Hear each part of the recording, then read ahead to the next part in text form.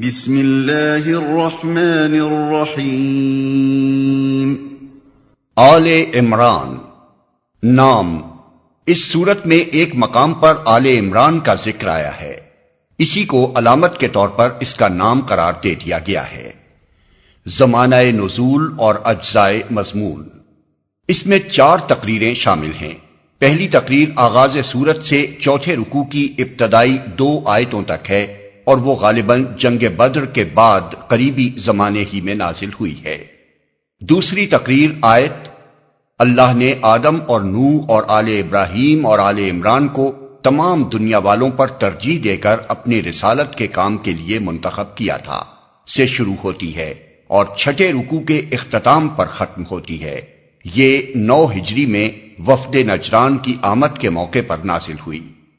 تیسری تقریر 7ویں رکوع کے آغاز سے لے کر 12ویں رکوع کے اختتام تک چلتی ہے، اور اس کا زمانہ پہلی تقریر سے متصل ہی معلوم ہوتا ہے۔ چوتھی تقریر 13ویں رکوع سے ختم سورت تک جنگ احد کے بعد نازل ہوئی ہے۔ خطاب اور مباحث، ان مختلف تقریروں کو ملا کر جو چیز ایک مسلسل مضمون بناتی ہے وہ مقصد و مدعا اور مرکزی مضمون کی یکسانیت ہے۔ سورت کا خطاب خصوصیت کے ساتھ 2 گروہوں کی طرف ہے، ایک اہل کتاب یعنی یہود و نصارہ، دوسرے وہ لوگ جو محمد صلی اللہ علیہ وسلم پر ایمان لائے تھے۔ پہلے گروہ کو اسی طرز پر مزید تبلیغ کی گئی ہے جس کا سلسلہ سورہ بقرہ میں شروع کیا گیا تھا۔ ان کی اعتقادی گمراہیوں اور اخلاقی خرابیوں پر تنبیہ کرتے ہوئے انہیں بتایا گیا ہے کہ یہ رسول اور یہ قرآن اسی دین کی طرف بلا رہا ہے جس کی دعوت شروع سے تمام انبیاء دیتے چلے آئے ہیں، اور جو فطرت اللہ کے مطابق ایک ہی دین حق ہے۔ اس دین کے سیدھے رستے سے ہٹ کر جو راہیں تم نے اختیار کی ہیں وہ خود ان کتابوں کی روح سے بھی صحیح نہیں ہیں جن کو تم کتب آسمانی تسلیم کرتے ہو، لہذا اس صداقت کو قبول کرو جس کے صداقت ہونے سے تم خود بھی انکار نہیں کر سکتے۔ دوسرے گروہ کو جو اب بہترین امت ہونے کی حیثیت سے حق کا علمبردار اور دنیا کی اصلاح کا ذمہ دار بنایا جا چکا ہے، اسی سلسلے میں مزید ہدایات دی گئی ہیں جو سورہ بقرہ میں شروع ہوا تھا۔ انہیں پچھلی امتوں کے مذہبی و اخلاقی زوال کا عبرتناک نقشہ دکھا کر متنبع کیا گیا ہے کہ ان کے نقش قدم پر چلنے سے بچیں۔ انہیں بتایا گیا ہے کہ ایک مصلح جماعت ہونے کی حیثیت سے وہ کس طرح کام کریں اور ان اہل کتاب اور منافق مسلمانوں کے ساتھ کیا معاملہ کریں جو خدا کے راستے میں طرح طرح سے رکاوٹیں ڈال رہے تھے۔ انہیں اپنی ان کمزوریوں کی اصلاح پر بھی متوجہ کیا گیا ہے جن کا ظہور جنگ احد کے سلسلے میں ہوا تھا۔ اس طرح یہ سورت نہ صرف آپ اپنے مختلف اجزاء میں مسلسل و مربوط ہے بلکہ سورہ بقرہ کے ساتھ بھی اس کا ایسا قریبی تعلق نظر آتا ہے کہ یہ بالکل اس کا تتمہ معلوم ہوتی ہے، اور یہ محسوس ہوتا ہے کہ اس کا فطری مقام بقرہ سے متصل ہی ہے۔ شان نزول، سورت کا تاریخی پس منظر یہ ہے۔ ایک، سورہ بقرہ میں اس دین حق پر ایمان لانے والوں کو جن آزمائشوں اور مصائب و مشکلات سے قبل از وقت متنبع کر دیا گیا تھا وہ پوری شدت کے ساتھ پیش آ چکی تھی۔ جنگ بدر میں اگرچہ اہل ایمان کو فتح حاصل ہوئی تھی، لیکن یہ جنگ گویا بھیڑوں کے چھتے میں پتھر مارنے کے ہم مانی تھی۔ اس اولین مسلح مقابلے نے عرب کی ان سب طاقتوں کو چونکا دیا تھا جو اس نئی تحریک سے عداوت رکھتی تھیں۔ ہر طرف طوفان کے آثار نمایاں ہو رہے تھے۔ مسلمانوں پر ایک دائمی خوف اور بے اطمینانی کی حالت طاری تھی، اور ایسا محسوس ہوتا تھا کہ مدینے کی یہ چھوٹی سی بستی جس نے گرد و پیش کی ساری دنیا سے لڑائی مول لے لی ہے، صفحہ ہستی سے مٹا ڈالی جائے گی۔ ان حالات کا مدینے کی معاشی حالت پر بھی نہایت برا اثر پڑ رہا تھا۔ اول تو ایک چھوٹے سے قصبے میں جس کی آبادی چند 100 گھروں سے زیادہ نہ تھی، یکا یک مہاجرین کی ایک بڑی تعداد کے آ جانے ہی سے معاشی توازن بگڑ چکا تھا۔ اس پر مزید مصیبت اس حالت جنگ کی وجہ سے نازل ہو گئی۔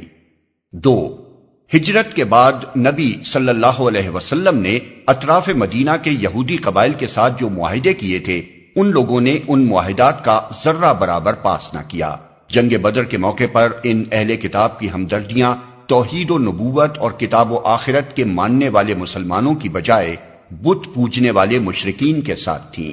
بدر کے بعد یہ لوگ کھلم کھلا قریش اور دوسرے قبائل عرب کو مسلمانوں کے خلاف جوش دلا دلا کر بدلہ لینے پر اکسانے لگے۔ خصوصاً بنی نذیر کے سردار کعب بن اشرف نے تو اس سلسلے میں اپنی مخالفانہ کوششوں کو اندھی عداوت بلکہ کمینہ پن کی حد تک پہنچا دیا۔ اہل مدینہ کے ساتھ ان یہودیوں کی ہمسائیگی اور دوستی کے جو تعلقات صدیوں سے چلے آ رہے تھے ان کا پاس و لحاظ بھی انہوں نے اٹھا دیا۔ آخر کار جب ان کی شرارتیں اور عہد شکنیاں حد برداشت سے گزر گئیں تو نبی صلی اللہ علیہ وسلم نے بدر کے چند مہینے بعد بنی قینقاع پر، جو ان یہودی قبیلوں میں سب سے زیادہ شریر لوگ تھے، حملہ کر دیا اور انہیں اطراف مدینہ سے نکال باہر کیا۔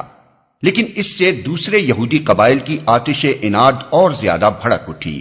انہوں نے مدینے کے منافق مسلمانوں اور حجاز کے مشرک قبیلوں کے ساتھ ساز باز کر کے اسلام اور مسلمانوں کے لیے ہر طرف خطرات ہی خطرات پیدا کر دیے، حتیٰ کہ خود نبی صلی اللہ علیہ وسلم کی جان کے متعلق ہر وقت یہ اندیشہ رہنے لگا کہ نامعلوم کب آپ پر قاتلانہ حملہ ہو جائے۔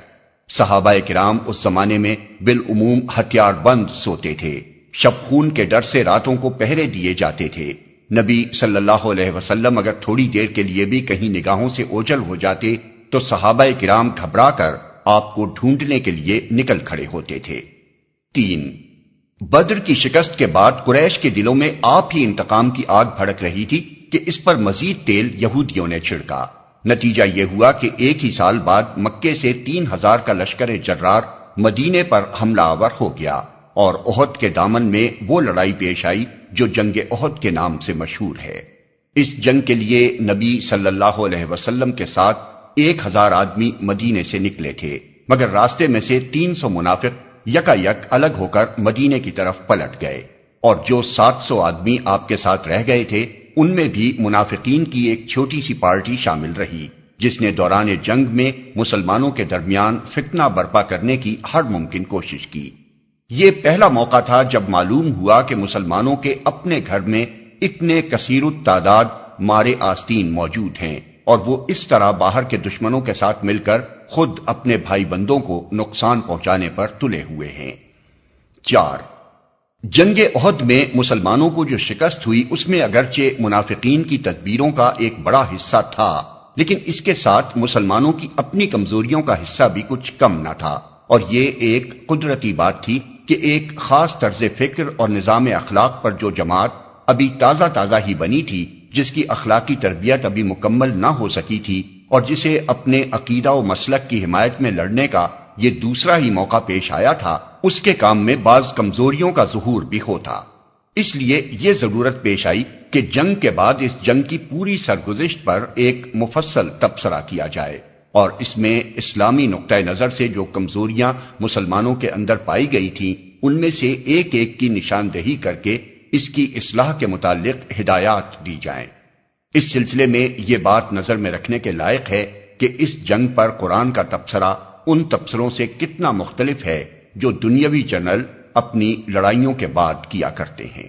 سمع و بصر نے مولانا سید ابو العلا مودودی رحمت اللہ علیہ کی مشہور تفسیر تفہیم القرآن کی 6 جلدوں کو 6 آڈیو CD MP3 کی شکل میں تیار کیا ہے۔